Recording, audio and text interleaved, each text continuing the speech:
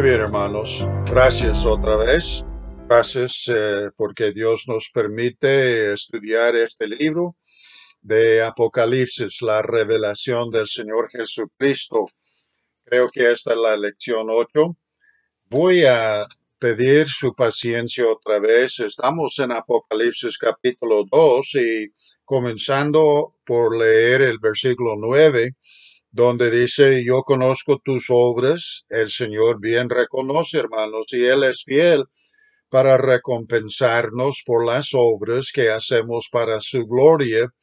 No importa si haya tribulaciones o persecuciones, etcétera, etcétera. Dice: y tu tribulación. La tribulación venía en forma de persecución.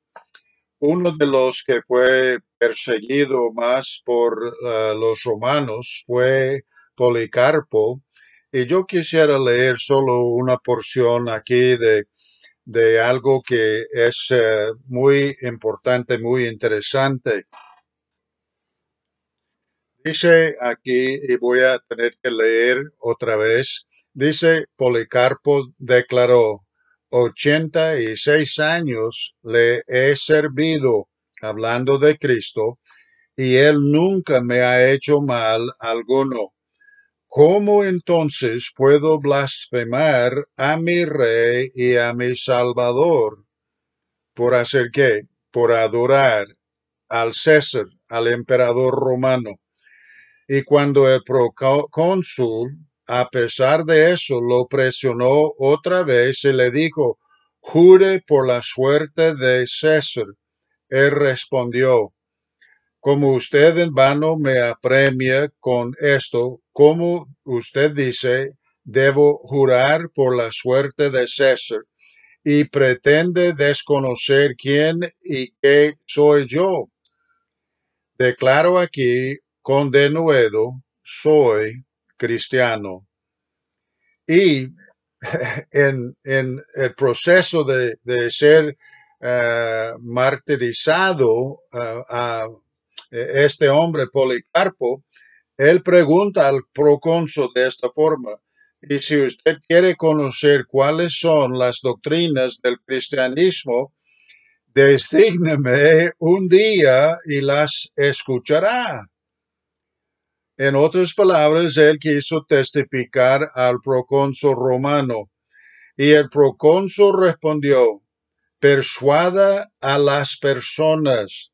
Pero Policarpo dijo: a usted considero que es correcto ofrecer una explicación de mi fe, porque se nos enseña a dar el debido honor, lo que cual implica que no haya agravio sobre nosotros mismos a las potestades y autoridades que son ordenadas por Dios.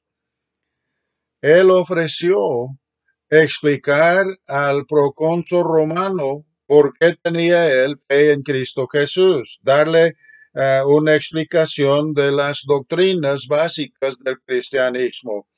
Hermanos, qué increíble que este hombre iba a sufrir el martirio a mano de los romanos, pero él tiene fe para responder de esta forma. Ahora, si usted como su servidor tiene muchos años de ser salvo, hermanos, tengo que decir también que durante todos estos años el Señor no me ha hecho cosa mala jamás. Y espero que si llegue el momento que yo tenga que confesar a Cristo, sabiendo que puede resultar en la muerte mía, que yo tenga la gracia y el poder serle fiel a mi Señor, porque Él siempre ha sido fiel a mí. Quiero que nosotros volvamos entonces a nuestro texto. Aquí el versículo 9 de Apocalipsis 2 dice: tú eres rico. Estoy leyendo, voy a leer desde el principio. Yo conozco tus obras y tu tribulación y tu pobreza, pero en verdad eres rico, dice el Señor, y la blasfemia de los que dicen ser judíos. Hermanos, hoy día hay grupos que quieren dar a entender que ellos han heredado el judaísmo y están practicando cosas en sus iglesias que son casi netamente judía. Por ejemplo, hay algunos que dicen, nosotros observamos los 10 mandamientos.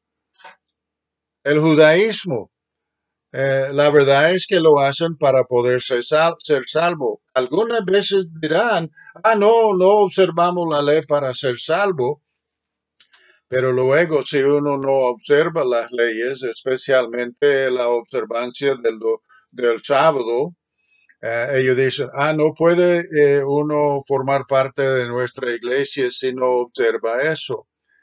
Dan a entender, en otras palabras, hasta dirán a veces, nosotros creemos en Cristo, aceptamos a Cristo, pero además observamos el sábado. Y si uno no observa el sábado, ¿pierde la salvación? ¿O es evidente que nunca tuvo? No tengo tiempo para hacerlo, pero usted puede buscar en el Antiguo Testamento, creo que es en Levítico, donde el Señor dice a los judíos, es una señal entre ustedes y yo. Es una señal entre los judíos y Él, como Dios de ellos. No hay evidencia en el Nuevo Testamento de que tenemos que observar el sábado, pero hay otras cosas.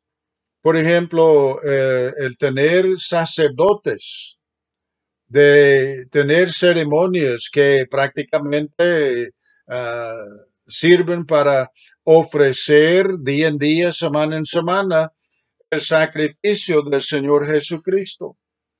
Viene del judaísmo. En el tiempo de estas personas de Esmirna, hubo los que dijeron nosotros somos judíos, pero no lo eran. Y hermanos, hubo quienes quisieron imponer a la iglesia de Cristo las leyes, las ceremonias, las cosas así del judaísmo. En los Hechos de los Apóstoles, capítulo 15, creo que estas personas judaizantes llegaron.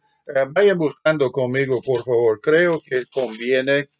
Nosotros comparamos con la escritura donde estamos estudiando con otra escritura, pero para que usted tenga idea mejor de por qué el Señor dice que la blasfemia es blasfemia, intentar imponer el judaísmo al cristianismo, la iglesia de Cristo. Dice ser judíos, versículo 1 de Hechos 15. Miren, por favor, pueden anotar. Entonces algunos que venían de Judea enseñaban a los hermanos, los que habían creído en el Señor, si no os circuncidáis conforme al rito de Moisés, no podéis ser salvos. Allí es imponer el judaísmo, la circuncisión, a los gentiles. Dice como Pablo y Bernabé tuviesen una discusión y contienda no pequeña con ellos, se dispuso que subiesen Pablo y Bernabé a Jerusalén y algunos otros de ellos a los apóstoles y a los ancianos para tratar esta cuestión. Pablo y Bernabé y otros fueron a Jerusalén. Versículo 10, hermanos. Y ahora pues, ¿por qué tentáis a Dios poniendo sobre la cerviz de los discípulos un yugo que ni nosotros o nuestros padres ni nosotros hemos podido llevar? ¿Qué yugo? El yugo de observar la ley para agradar a Dios y ser salvo, de convertirse en judío.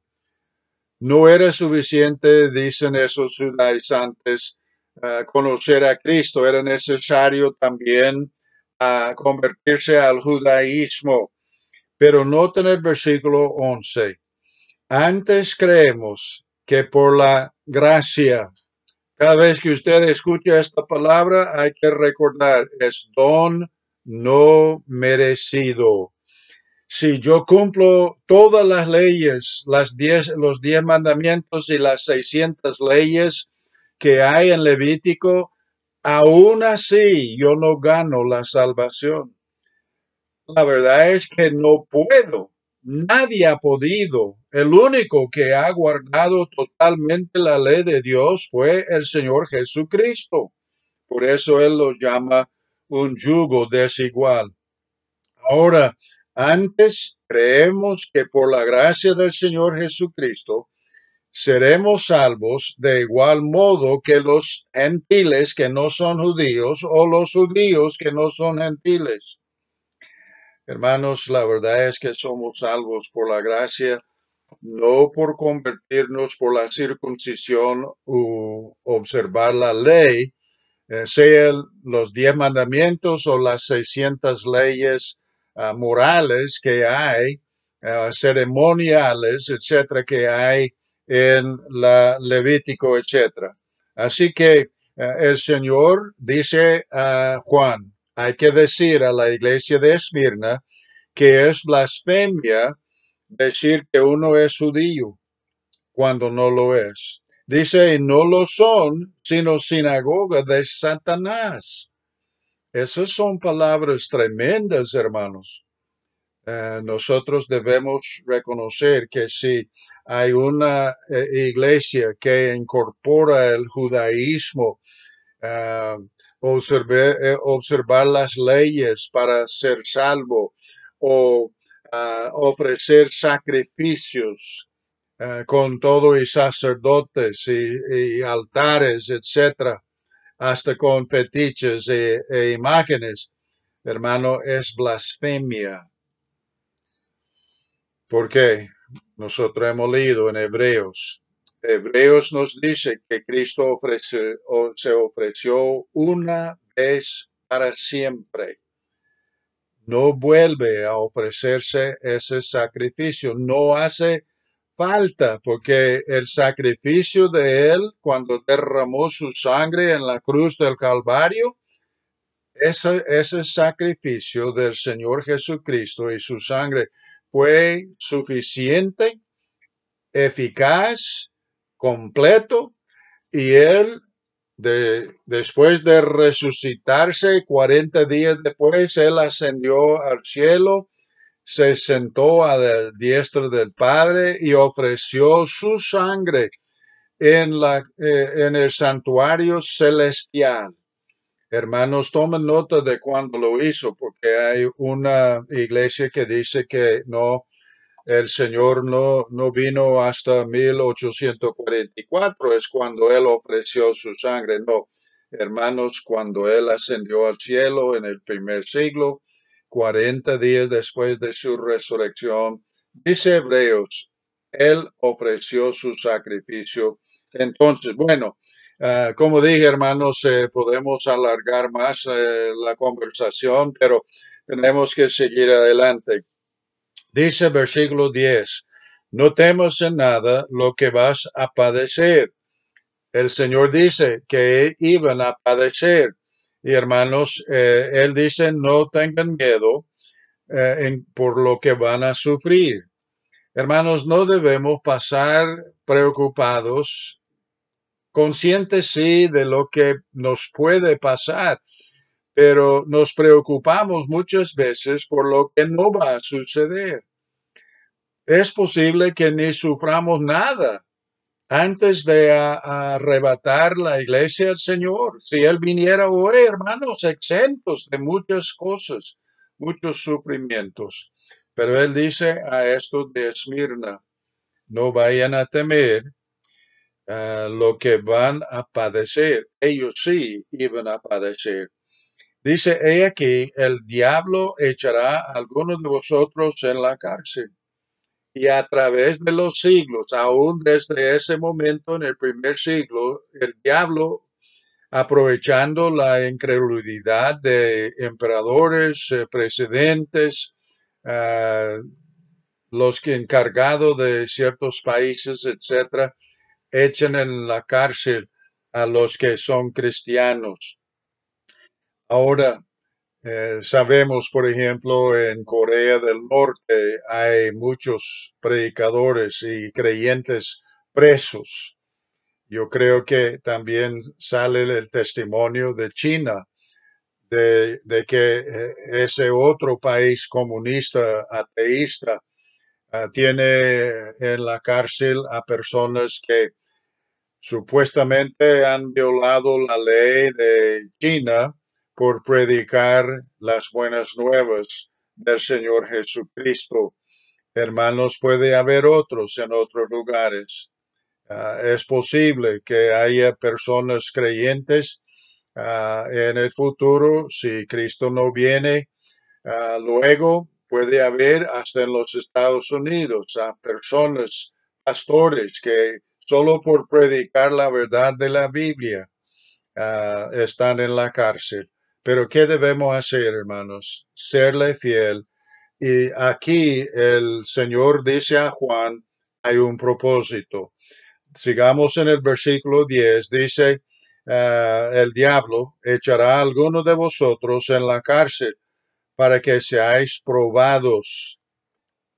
Hermanos, esas cosas de la persecución y las tribulaciones sirven para probarnos.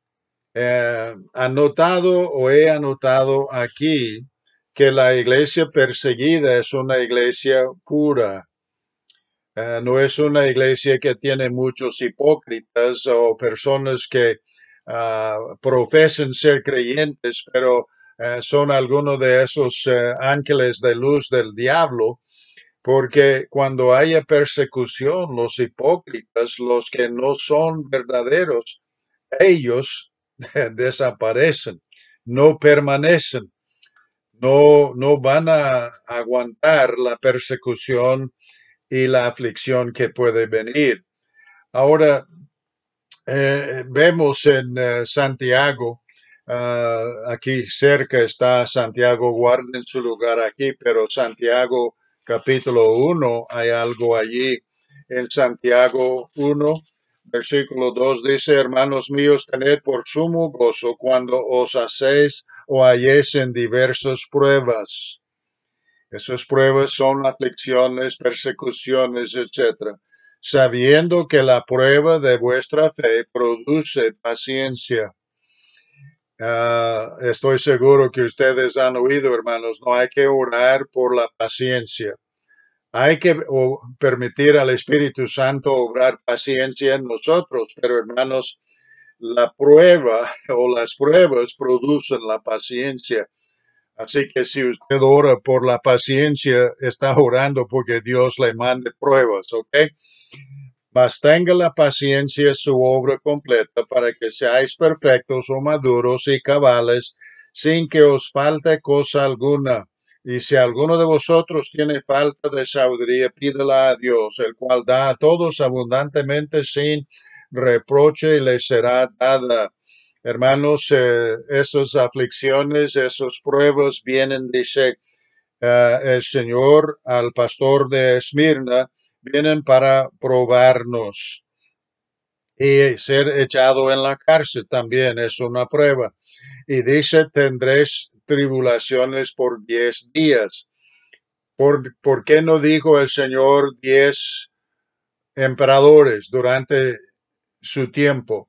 Porque fueron en verdad 10 tribulaciones, 10 persecuciones, comenzando con Nerón, el hombre que describimos ahorita, un bruto, un hombre sin conciencia, quizás, hasta Domiciano y otros. Y hermanos, pero ¿por qué digo 10 días? Porque él quiere que se entienda que es una cosa corta. Usted puede decir, pero hermano Green, ya tenemos en ese país décadas de sufrir, pero hermanos, comparado con la eternidad, los 80 años que tengo yo no son nada, comparado con la eternidad futura. El Señor busca animar a los creyentes de Esmirna, hermanos, 10 pruebas o 10 días de pruebas, quizás aún en la cárcel, pero la verdad es que no va a durar siempre. Ahora noten que él dice, sé fiel hasta la muerte. Yo no voy a sentarme aquí y decir, bueno, yo soy fiel al Señor y no me importa lo que me suceda. Hermanos, no tengo la gracia para morir todavía. No, hermano Green, usted tampoco. A no ser que Dios tiene ya programado el momento de su muerte. Creo que he dado testimonio en el mes de febrero de 2023, el Tabernáculo Bautista que pudimos fundar hace 50 años, va a celebrar su aniversario número 50. Hermanos, estuvimos allí 6 años en San Miguel. Comenzamos por ganar a José Bonilla, un joven de 17 años, un joven preparado por el Señor para aceptar a Cristo como Salvador personal. Él aceptó a Cristo en los primeros días de estar nosotros con mi esposa Patricia y nuestra hija Susan allí en San Miguel. Y así con José y nosotros comenzamos lo que al principio fue conocido como la Iglesia Bautista Central de San Miguel. Hubo un problema que se presentó por un lobo vestido de oveja que dividió la iglesia y resultó que la iglesia tuvo que cambiar su nombre. Es por eso que hoy día es el Tabernáculo Bautista de San Miguel. Esa iglesia se fundó en el año 1973. Servimos fielmente allí. Dios levantó una obra que ahora es una obra ejemplar. Primero, en los 6 años que estuvimos nosotros, sirviendo yo de pastor misionero, pero después por el ministerio del hermano René Claros, y después de unos 13 o 14 años, el hermano Roberto Nieto llegó a ser el pastor de la iglesia y él pastorea la iglesia hasta el día de hoy. Y usted dice, hermano Green, ¿por qué nos cuenta esa historia? Bueno, primero para que ustedes sepan que llegó un momento cuando al principio de la guerra en El Salvador, nosotros seguimos en nuestro lugar, aunque pasamos a vivir en San Salvador otra vez en el año 79 con el propósito de establecer otra iglesia nueva. Aunque en San Salvador, un pueblo o una ciudad con más o menos 1 millón de habitantes, ya habíamos participado en el principio y la fundación de la Iglesia Bautista Miramonte. Y de esa iglesia salieron muchas iglesias y ya para el año 79 la iglesia que se llama el Tabernáculo Bíblico Bautista Amigos de Israel tuvo su principio bajo la dirección del hermano Toby López Bertrán, que existe y miles de personas han recibido a Cristo y otras iglesias más pequeñas también se han levantado. Pero al estar en la ciudad satélite de San Salvador con el propósito de iniciar una nueva iglesia, vimos que hubo problema. Vimos que nuestros esfuerzos de evangelizar, de ganar personas para el Señor casa en casa y lograr que la gente viniera a la nueva iglesia fue difícil porque todo el mundo tenía miedo. Hubo demostraciones y cosas así allí por la universidad. Ah, hubo paros de tráfico, etcétera, etcétera.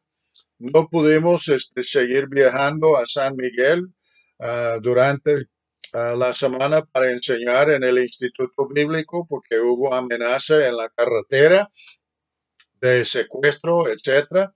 Y también hubo escasez de combustible porque hubo amenaza de poner bomba a las gasolineras, etcétera, y destruirlas. Entonces, nosotros con eso, y yo le decía a Pati, nosotros amamos a este país, a estas personas. Dios nos ha dado una familia. No quiero irme de El Salvador. En verdad, aquí hemos encontrado lugar, ambiente, porque adoptamos a Susan cuando tenía 5 semanas de edad. Adoptamos 4 años después a Timoteo cuando tenía él solo 11 días. Así que la mitad de la familia era de El Salvador. No quiero irme. Y ella me decía, yo tampoco, pero yo reconozco que puede haber un momento cuando conviene que nos vayamos. Yo le dije a Pate, les dije a los hermanos pastores, el hermano René, el hermano Roberto y Víctor Quito y Omar y otros, no nos vamos de El Salvador siendo ciudadanos americanos y claro, hermano, yo soy lo que los mexicanos llaman un bolillo, un blanco y claro, al tote. No puedo esconderme cuando estoy con los hispanos. Llegó un momento cuando los hermanos pastores vinieron a la casa y dijeron, hermano Green, no queremos que se vayan, pero creemos conveniente que se vayan. Porque la verdad es que si se quedan probablemente van a secuestrarse o hermano Green va a secuestrarse y probablemente al secuestrarse va a matarse también. Así que comenzamos a orar y hermanos, es por eso que salimos a fines de 79 para los Estados Unidos y quebrados de corazón, porque yo le dije muchas veces y le he dicho al Señor muchas veces, Señor, yo como ciudadano americano, como gringo, yo sí puedo y pude salir, pero no quise. Pero mis hermanos salvadoreños, ellos tienen que quedarse aquí, excepto por unos cuantos refugiados. Señor, por favor de cuidarlos, por favor de protegerlos, Señor. Y los hermanos pasaron los 12 años, yo sé, con penurias y aflicciones y todo. Pero hermanos, durante la guerra, solo un pastor, el hermano Francisco Paco López, fue secuestrado y desapareció, probablemente muerto. No sé, no sabemos exactamente quién, pero fueron quizás de la derecha o de la izquierda, no vamos a decir. Pero el hermano desapareció y damos gracias a Dios por su esposa y por sus hijos y sus nietos ahora han sido fiel siempre sirviendo al Señor. Pero hermanos, digo todo eso para que ustedes entiendan. El Señor dice a ellos aquí de Esmirna, van a sufrir, van a morir. Y hermanos, estoy seguro que el Señor les dio en el momento propicio la gracia que les hacía falta para morir y no faltar la fe, pero glorificar al Señor Jesucristo. Versículo 10 dice, sé fiel hasta la muerte. ¿Y qué? Y yo, el Rey de Reyes, el Señor de Señores, el Hijo de Dios, te daré una corona de la vida.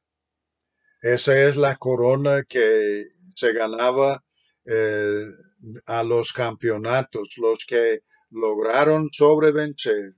Así que el Señor dice, si seguimos fieles hasta la muerte, Él nos va a dar una corona de la vida. Dice versículo 11, el que tiene oído, otra vez a la congregación de Esmirna, se manda esta carta, pero otra vez, en vez de decir a la congregación, él decía, hasta individuos. Hermanos, conocer a Cristo es cosa individual. Cada persona tiene que poner su fe en Cristo. Y es individual en cuanto a escuchar y hacer caso y guardar lo que está escrito aquí. Él o ella que tiene oído, oiga lo que el Espíritu dice a las iglesias. El que venciere no sufrirá daño de la segunda muerte. Más adelante, en el capítulo 20, vamos a ver qué es la segunda muerte. ¿Ok? Ayer hablamos de nacer una vez, morir dos veces, o nacer físicamente, el nacimiento de agua, y nacer espiritualmente, el nacimiento del espíritu, y morir solo una vez, la física. Así que aquí él dice, no vamos a sufrir daño de la segunda muerte, la que es por la eternidad. Ahora es lo que dice el Señor a los de Esmirna. Hermanos, esa ciudad, eh, bueno, esa ciudad fue una ciudad que practicaba la devoción fanática a Roma. Hubo muchos templos. Entre los dioses que adoraban fue Zeus, Apolo, Afrodita y Cibeles y quizás otros también. Pero hubo templo donde adoraban al emperador también. Así que esa ciudad fue una ciudad pagana completamente. Ahora, quiero llamar su atención a 1 de Pedro 3:18, porque allí Pedro da la explicación del misterio de morir para Cristo. Morir en la carne, pero luego una bueno, trascendemos los asuntos temporales. Muerto físicamente, pero vivo eternamente. Ahora, solo en Apocalipsis se menciona la iglesia de Esmirna.